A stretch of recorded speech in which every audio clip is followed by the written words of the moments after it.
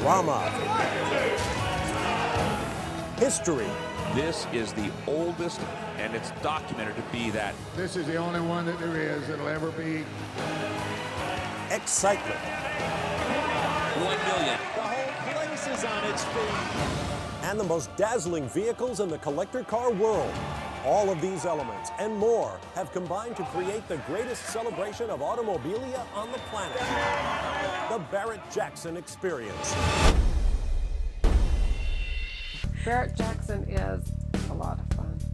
It can be overwhelming, but it's really fun. Barrett Jackson is friends, like we've gotten to know a lot of the people there. Steve Davis is the president of Barrett Jackson. He's also a really, really nice guy. This year is very special. Every Barrett Jackson is a little better, hopefully, than the one before, but this one is the culmination of 39 before it. It's our 40th anniversary.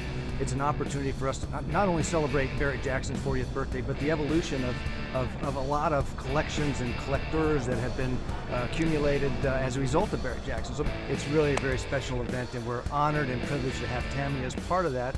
She's become really one of the major players in the collector car world. So again, having Tammy here with her family really is an honor for us, and my job specifically is to make sure that she has something at least to consider to add to her collection, if not to make sure that her and her family and her beautiful mother especially and her sister has a great time while they're here with us. The auction was in full swing. A flood of priceless automobilia poured over the block and out the door. At Barrett Jackson, each exciting moment tops the one before it. So when the cars started rolling in, Team Tammy was eager to win. I went there to try to get some different cars that I didn't have here for the museum. Different, unique, a masterpiece. By the end of the week, Tammy had already acquired a handful of gems.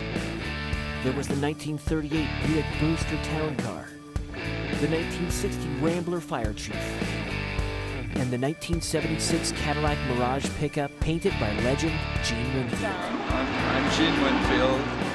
I'm from Mojave, California, and I've built a lot of various cars over the years, and I started the blending of paint. I was here last year at Barrett Jackson. I was up on the stage with the car called the King T, and I just found out about 4 months ago that Tammy had bought it. So I called her and said hello and so forth, and I hadn't met her until today. I think it's just wonderful, and she's putting in that museum, and I think it's fabulous, and I want to be a part of it, you know. So. Like the rest of the car world, Tammy loves Gene's work.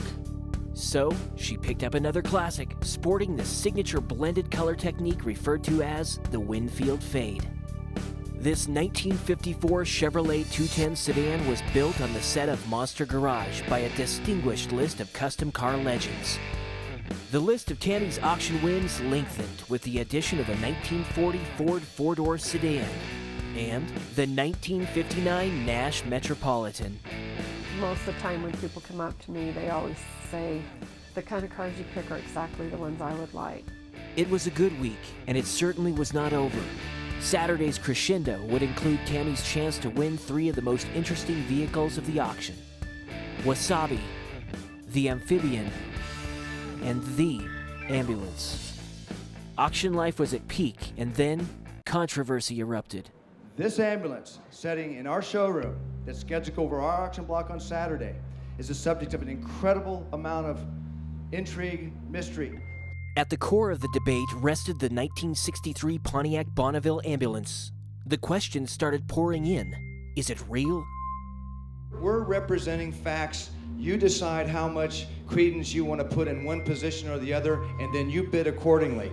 One thing is for certain, it's another piece of the JFK legacy that will forever be shrouded in mystery. The 1963 Pontiac Bonneville is real. It is authentic. It is one of only 15 made for the U.S. Navy under military contract that year. And at this moment, it may be the only one of its kind in existence. But did it in fact carry the remains of President John F. Kennedy? We may never know, for sure. But the increasing number of questions surrounding the ambulance made it more interesting than ever before. To some, the questions made it even more valuable.